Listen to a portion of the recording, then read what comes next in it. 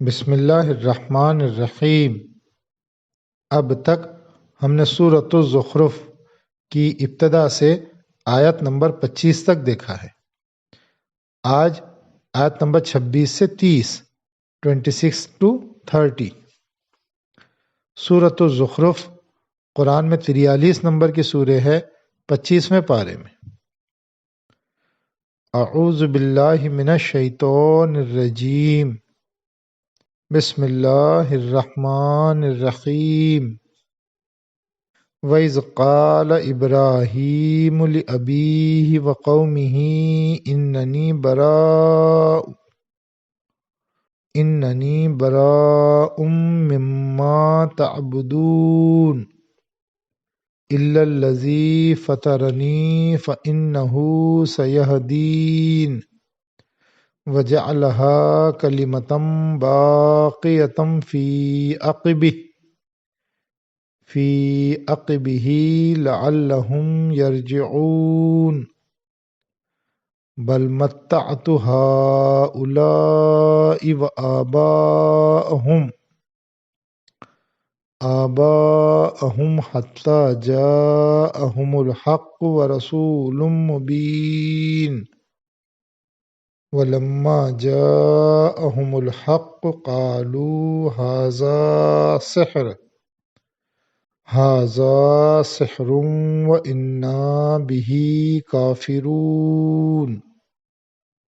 ان کا ترجمہ: اور جب ابراہیم نے اپنے باپ سے اور اپنی قوم سے کہا کہ میں ان چیزوں سے بری ہوں جن کی تم عبادت کرتے ہو، مگر وہ جس نے مجھ کو پیدا کیا، پس بے شک وہ میری رہنمائی کرے گا۔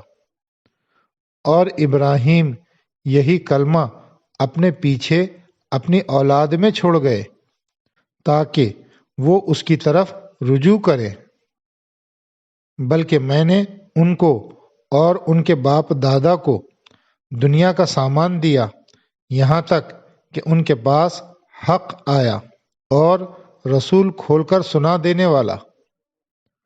اور جب ان کے پاس حق آ گیا، انہوں نے کہا کہ یہ جادو ہے اور ہم اس کے منکر ہیں۔ تفسیر: یہاں حضرت ابراہیم علیہ السلام کے جس کلمہ توحید کا ذکر ہے وہ ان کی دعوتی زندگی کے آخری دور میں نکلا تھا۔ یہ کلمہ محض چند الفاظ کا مجموعہ نہ تھا، وہ ایک عظیم تاریخ کا خلاصہ تھا۔ حضرت ابراہیم علیہ السلام جب سن شعور کو پہنچے تو انہیں یہ دریافت ہوئی کہ انسان کا معبود صرف ایک ہے، اس کے سوا تمام معبود باطل اور بے حقیقت ہیں۔ انہوں نے اپنی زندگی کی تعمیر اسی عقیدے پر کی، خاندان اور قوم کے اندر اسی کی تبلیغ کی۔ وہ کسی مصلحت کا لحاظ کیے بغیر لمبی مدت تک اس پر قائم رہے، یہاں تک کہ ان کا موحد ہونا یعنی ایک خدا کی عبادت کرنے والا ہونا ہی ان کی حیثیت عرفی بن گیا، یعنی ان کی پہچان بن گیا۔ اس طرح کی ایک لمبی زندگی گزارنے کے بعد جب وہ مذکورہ کلمہ کہہ کر اپنے وطن سے روانہ ہوئے تو ان کا کلمہ قدرتی طور پر کلمہ باقیہ بن گیا، یعنی ہمیشہ باقی رہنے والا کلمہ بن گیا۔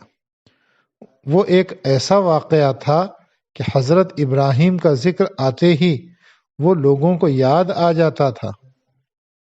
حضرت ابراہیم کی اس طاقتور روایت کو ان کی بعد کی نسل میں نشان راہ کا کام دینا چاہیے تھا، مگر دنیا کی دلچسپیوں نے بعد کے لوگوں کو اس سے غافل کر دیا، حتیٰ کہ وہ اس معاملے میں اتنے بے شعور ہو گئے کہ بعد کے زمانے میں جب خدا کا ایک بندہ انہیں ان کا ماضی کا سبق یاد دلانے کے لیے اٹھا تو انہوں نے اس کا انکار کر دیا۔